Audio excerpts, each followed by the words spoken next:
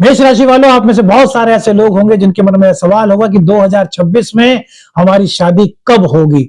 साढ़े साथी चल रही है, क्या इसके बीच में हमारी शादी हो पाएगी? प्रेम विवाह के योग बन रहे हैं या परिवार की मर्जी से हमारा विवाह होगा? और यदि शादी में कुछ अड़चन आ रही है तो वो क्या अड़चनें हैं और उसका क्या समाधान किया जा सकता है?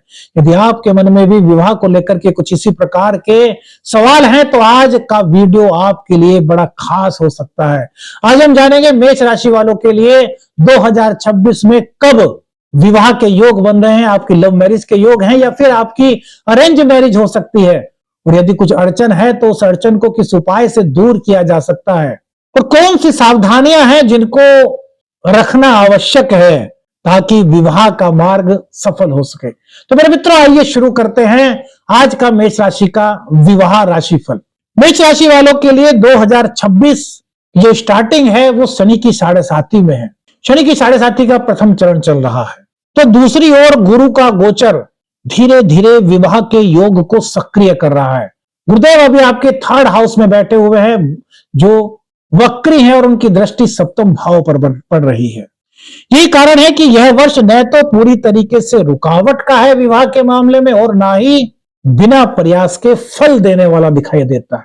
इसको थोड़ा सा समझिएगा मेरे मित्रों, समझेंगे तो कई तरह की लाभ आपको हो सकते हैं। क्या समझिएगा, 2026 में शनिदेव मेष राशि के द्वादश भाव में स्थित है। उनकी सेकंड हाउस पर दृष्टि है जो कि परिवार का, कुटुंब का होता है, जिसके कारण साढ़े साथी का प्रथम चरण चल रहा है। तो कुछ मानसिक दबाव आप में से हो सकता है, बहुत सारे लोग महसूस कर रहे हो। कुछ लोग ऐसे भी हो सकते हैं जिनको अकेलापन सा फील हो रहा हो। किन किन लोगों को इस तरह की चीजें हो रही हैं, कमेंट्स करके बताइएगा। या फिर आप में से बहुत सारे लोग ऐसे हो सकते हैं जिन्होंने अपने जीवन में कुछ इस तरह की बात फील की होगी, यार कोई पुराना रिश्ता था उनका वो टूट सा गया, अचानक से उन्होंने उन चीजों को छोड़ दिया जो उनके लिए उन्हें अच्छी नहीं लग रही थी, या फिर विवाह को लेकर के कुछ असमंजस की स्थिति बनी हुई है। किन किन लोगों के मन में कौन कौन सा पॉइंट आ रहा है हमें बताइएगा मेरे मित्रों। लेकिन ध्यान रखिए मेरे मित्रों, साढ़े साथी का पहला चरण निर्णय को रोकता नहीं है वरन जल्दबाजी से बचाता है, और जल्दबाजी से बचना बहुत ज्यादा जरूरी है। यदि कोई रिश्ता जल्दबाजी में तय किया गया मेरे मित्रों, थोड़ा सा सोचिएगा, फील करिएगा, तो शनि उसे रोक सकता है। जल्दबाजी में तय किया गया, लेकिन जो संबंध समय लेकर के आगे बढ़ रहा है, सोच विचार करके आगे बढ़ रहा है, वह स्थायी बनेगा और शनिदेव भी उसको परिपक्वता प्रदान करेंगे। यही तो शनिदेव का संकेत है। शनिदेव के संकेत को समझेंगे तो बहुत कुछ जान पाएंगे।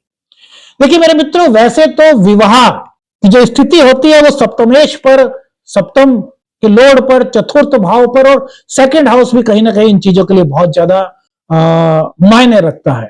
लेकिन जो गोचर है मेरे मित्रों, उसके अकॉर्डिंग यदि देखा जाए तो गुरु का गोचर विवाह योग की जो वास्तविक शुरुआत यहां पर होती हुई दिख रही है, तो 11 मार्च के बाद मेरे मित्रों रिश्तों की बातचीत होती हुई दिख रही है। कोई प्रस्ताव आ सकता है, लेकिन निर्णय जो है अभी टलते हुए नजर आ रहे हैं।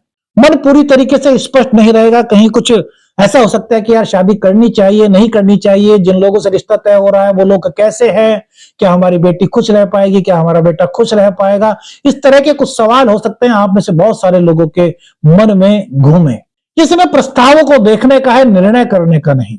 11 मार्च के बाद गुरुदेव मार्गी हो रहे हैं, यहीं से विवाह को लेकर के सोच में स्थिरता आती हुई दिखाई दे रही है।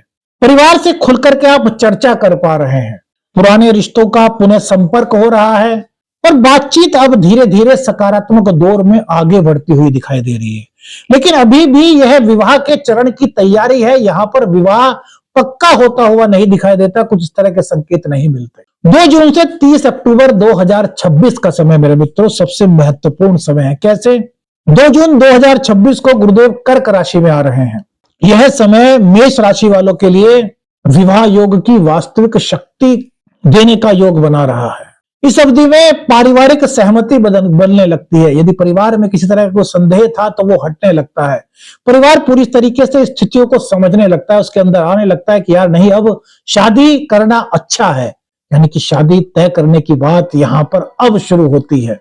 भावनात्मक सुरक्षा का भाव यहां पर उत्पन्न होता है कि नहीं यार, हमारा बच्चा, हमारी बच्ची इस शादी से खुश रहेंगे, यानी कि एक इमोशनल आपको एक अंदर से एक सहारा यहां पर फील होता है।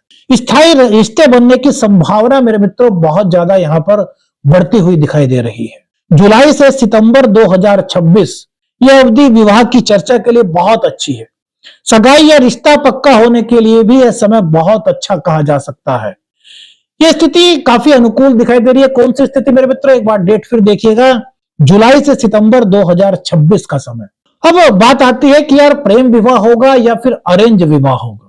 तो मेरे मित्रों, केतु अभी पंचम भाव में चल रहे हैं मेष राशि वालों के, और 11वें भाव में अभी राहु विराजमान है।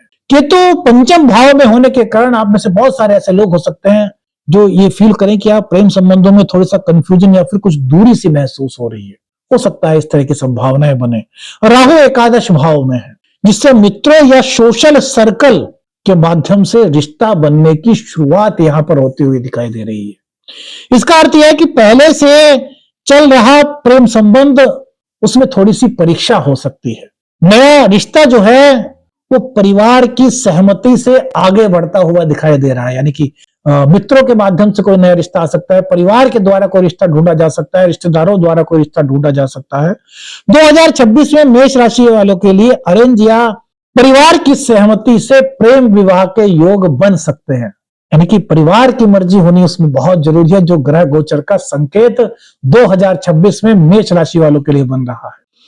अब देखिए, कुछ संभावित अड़चनें हो सकती हैं, कुछ इस तरह की दिक्कतें हो सकती है। क्या यार स्वयं का असमंजस कि यार मुझे जो घर वालों ने रिश्ता तय किया है वो करना चाहिए नहीं करना चाहिए, या फिर आर्थिक रूप से वो चीजें कितनी आपके लिए मायने रखते हैं, या फिर करियर को लेकर के चिंता, क्या शादी कर ली तो यार करियर का क्या होगा, और क्या शादी करने के बाद भी अपना करियर में एक रास्ता ढूंढ पाएंगे। कुछ इस तरह की असमंजस की स्थिति हो सकती है।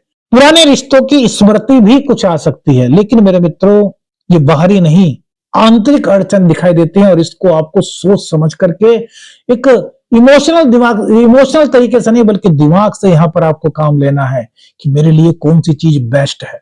फैसला आपको करना है। आगे भी अभी कई चीजें बताएंगे जो आपकी सहायता करेंगे, लेकिन पहले आप इन चीजों को थोड़ा समझ लेंगे तो आप बहुत अच्छी तरीके से इसको पहचान पाएंगे। विवाह के लिए शुभ समय का संकेत मेरे मित्रों जुलाई सितंबर 2026 हम बता चुके हैं। ये नवंबर के पहले सप्ताह तक रहने वाला है। रिश्ता तय होने के प्रबल संकेत यहां पर दिखाई देते हैं।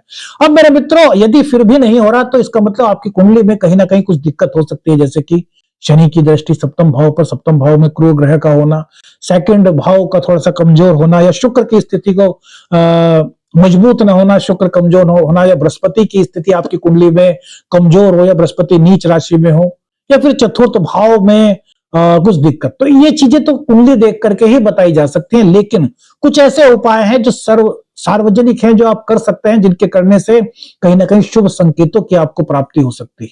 देखिए क्या है सबसे पहला उपाय। देखिए मेरे मित्रों, गुरुवार का व्रत करना शुरू कीजिए और गुरुवार को पीले वस्त्र पहनना शुरू कीजिए। दूसरा उपाय, ओम द्राम द्रीम द्रोम से शुक्राय नमः, इस मंत्र का शुक्रवार से शुरू कर करके रोजाना 108 बार पाठ कीजिए। तीसरा उपाय मेरे मित्रों, अगर कर सकें तो माता जी से अपनी बोलिए, यानी कि जो भी, यदि लड़की है विवाह लायक तो वो अपनी माता जी से बोले, लड़के हैं तो वो अपनी माता जी से बोले। यानी गुरुवार का व्रत तो लड़का और लड़की जो है उनको करना है, और माता जी को क्या करना है, अपनी माता जी को बोलिए। यदि वो कर सकते हैं तो वैभव लक्ष्मी का शुक्रवार का व्रत उनसे कराइए, 21 शुक्रवार के व्रत कराइए।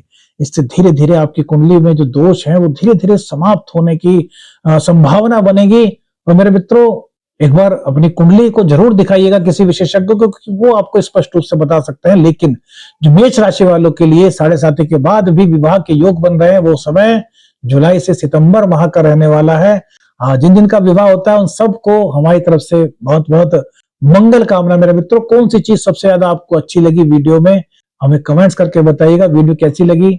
वीडियो अच्छी लगी तो लाइक और शेयर कीजिएगा। चैनल पर नए, चैनल को सब्सक्राइब कीजिएगा। आदेश छलक निरंजन। हर हर महादेव।